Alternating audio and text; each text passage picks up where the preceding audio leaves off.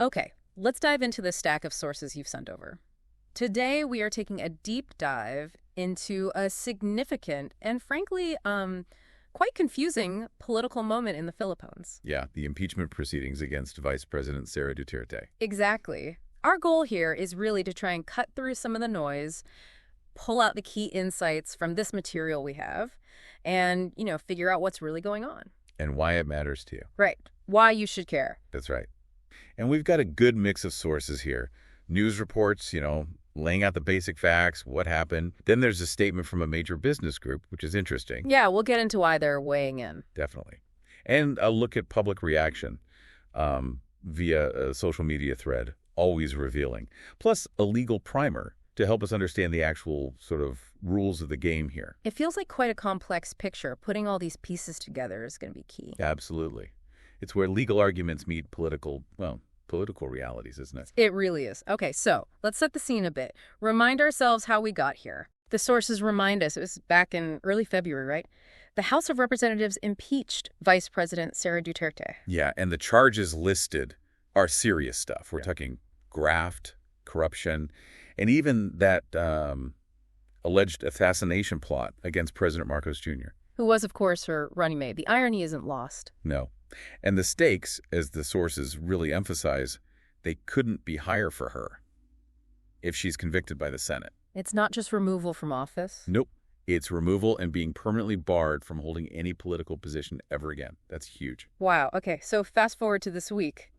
The next formal step happened, but maybe not the one people expected. Right.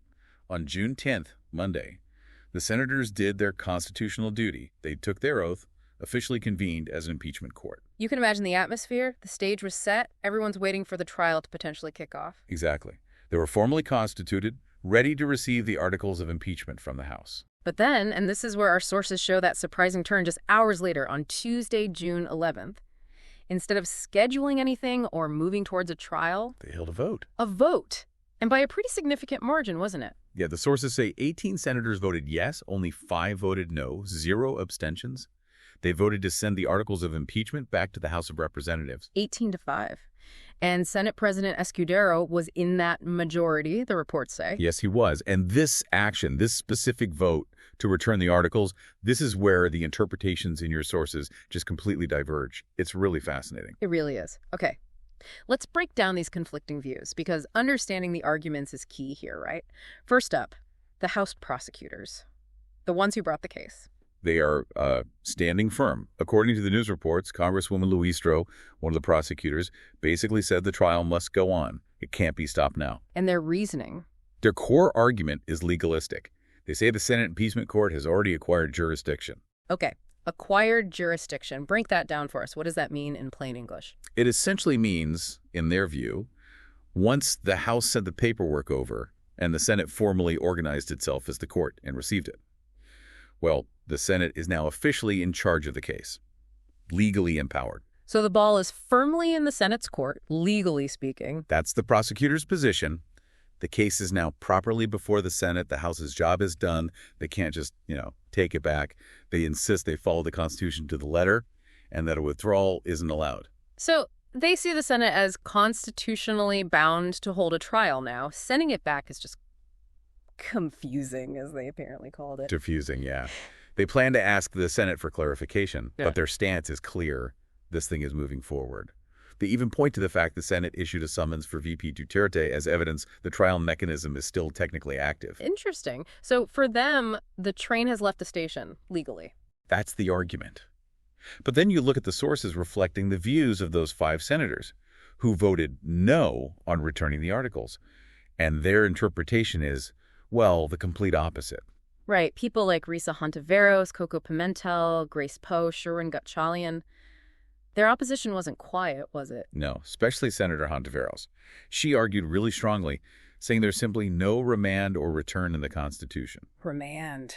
Like sending a case back down to a lower court. Exactly. She's saying the Constitution doesn't give the Senate, when it's acting as an impeachment court, the power to just send the articles back to the House like that. So her point is, once the Senate gets the articles, its only constitutional job is to try and decide the case, nothing else. Precisely. That's her reading of it.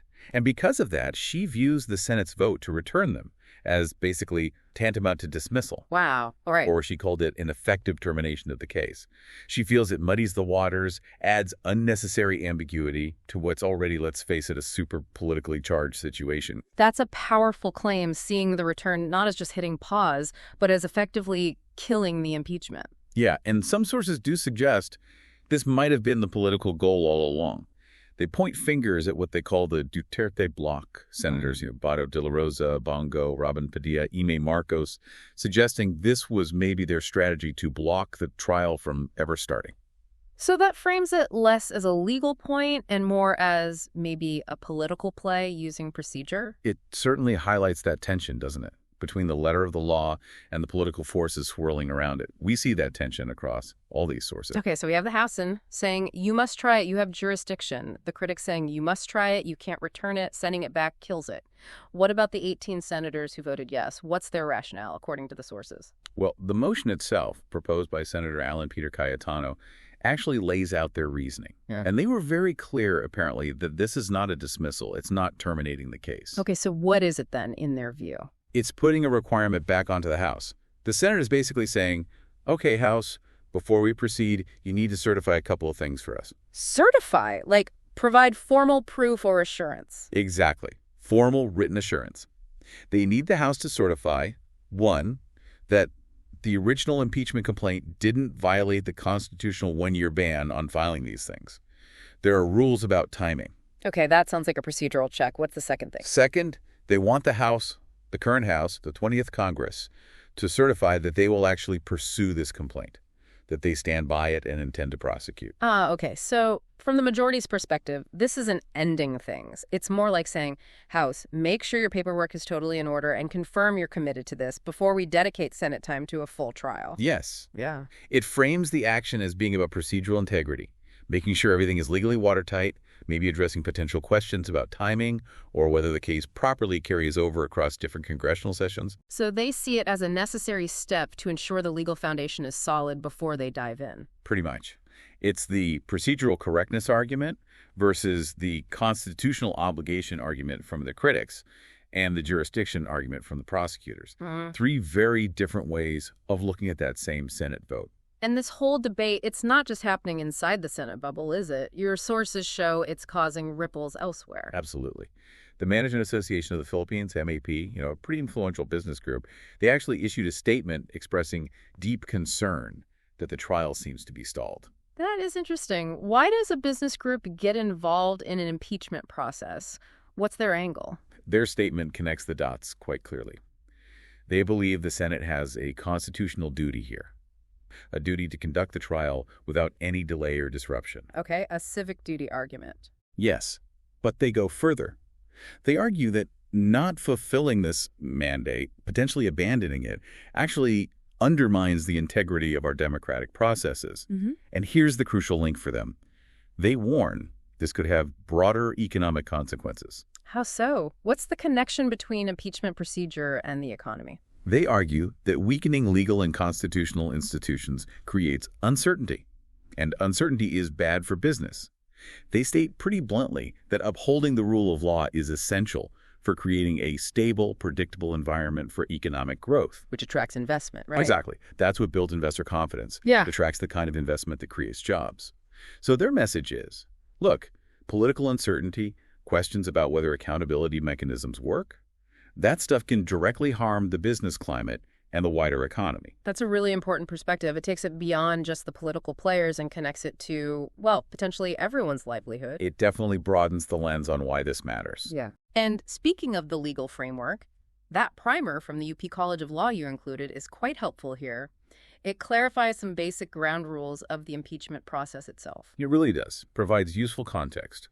For instance, it makes clear that even while a Senate trial is going on, the person impeached, VP Duterte here, actually continues to hold office. Oh, right. There's no preventive suspension in the Constitution for impeachment trials. Correct, unlike some other legal cases. So she remains vice president, performing her duties throughout this whole process, however long it takes. And the primer points out there's no set time limit for a trial either. No fixed limit. Past examples have taken anywhere from 1 month to 5 months, though one was cut short by a resignation. So that adds another layer to the concerns about delay that groups like MAP and some senators are voicing. It could drag on. And what happens if a VP is convicted and removed? The primer explains that too. Yes. The process is the president then nominates a replacement, but that person has to come from either the Senate or the House. And then critically, that nominee needs to be confirmed by a majority vote of both houses voting separately. So it's quite a process to get a replacement too. Not automatic. Not at all. And interestingly, the primer also flags the issue of what happens if a trial isn't finished by the end of a particular Congress session. Which seems directly relevant to what the Senate majority just did, doesn't it? Absolutely. That quotient of continuity seems to be exactly what the Senate's motion is trying to address by requiring the House to certify its intent to pursue the case.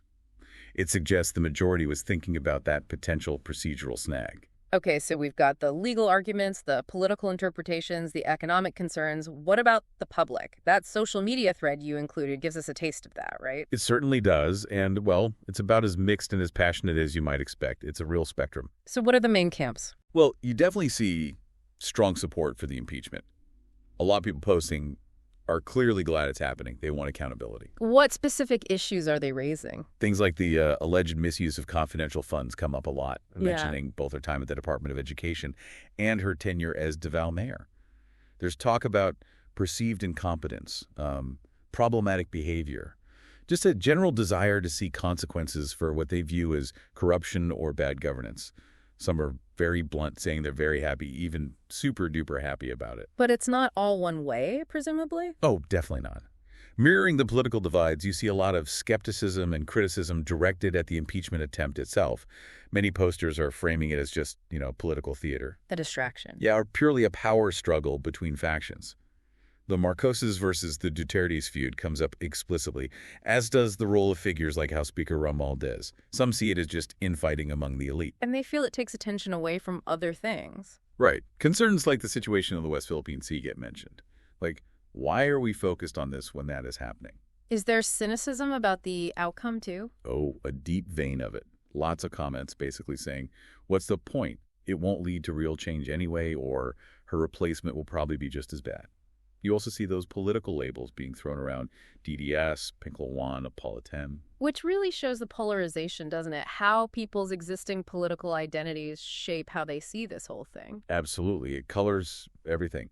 And then you also have people commenting more on the process itself, pointing out quite correctly that the House vote is just the first hurdle. A Senate conviction is needed for removal.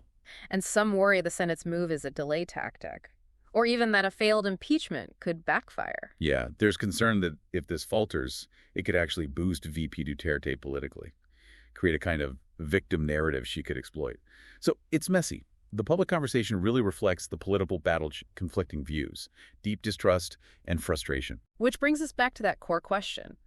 Why should you, listening to this, care about all this procedural wrangling, the political strategies, the online arguments? Well, I think this deep dive really shows that impeachment isn't just some dry technical process in a textbook.